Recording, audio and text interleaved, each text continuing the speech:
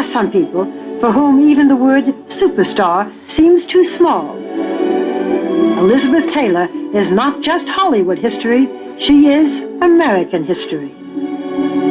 For unlike most movie legends, her films, though remarkable, are not at the center of this Elizabethan stage. Her life has always had a better storyline. This is Elizabeth Taylor by the numbers. Every day I pray to God to give me horses. 9. She has been a star since that age. 18. The age when she was first married. I've never been so happy in my life. 8.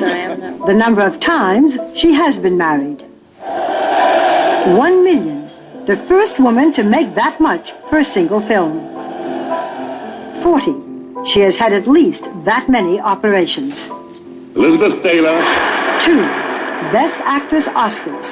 First for the movie she detested, Butterfield 8. Thank you with all my heart.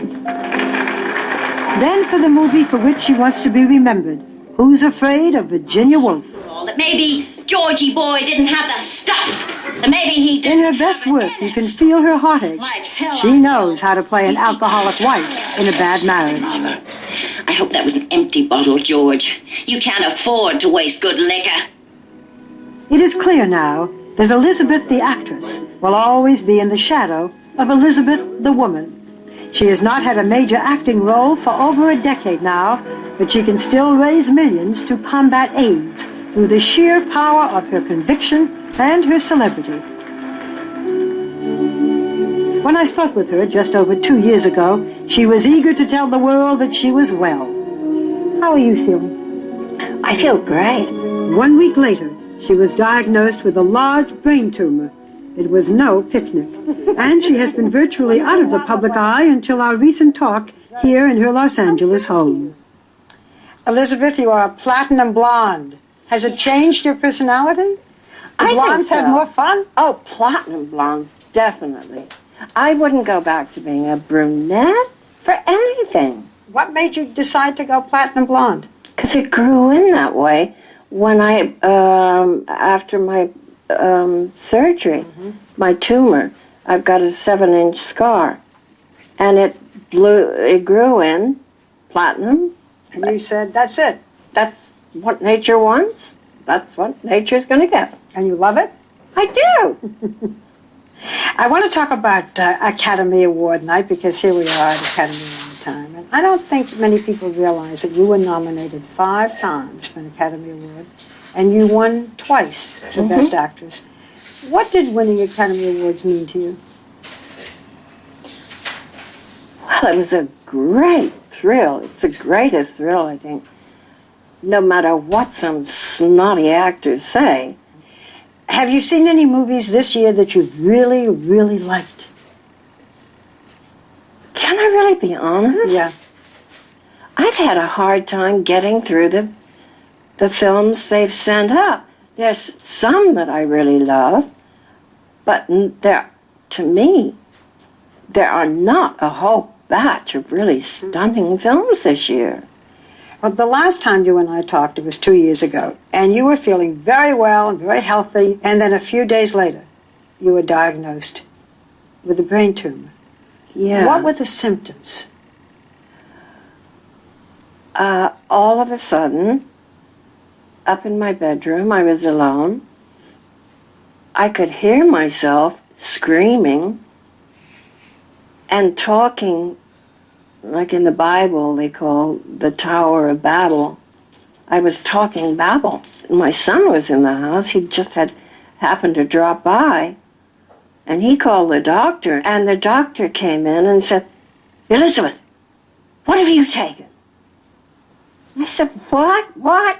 And he slapped me across the face, and I was sort of staggered back on the bed and kind of came to for a second, and he realized that, I hadn't swallowed a whole bottle of bourbon or something, and that I was having a seizure.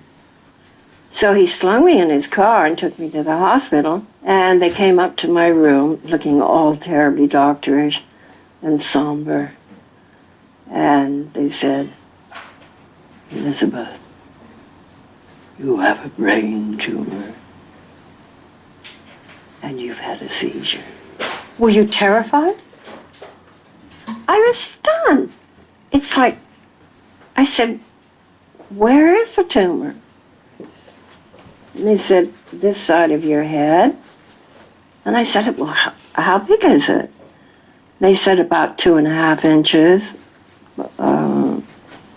thickness of a golf ball. And I said, well, I don't particularly want that. Did you know when you went into the operating room that it was going to be benign? They, because of the positioning of it, kind of thought that it would be benign. And when they cut it out, and I came to, and I had this shaved head with little tiny stubble of snow white hair coming in. It was a giggle, but the scar was 7 inches long. Could you really giggle? I mean, Yeah, well, yeah, it was funny. I mean, I looked funny.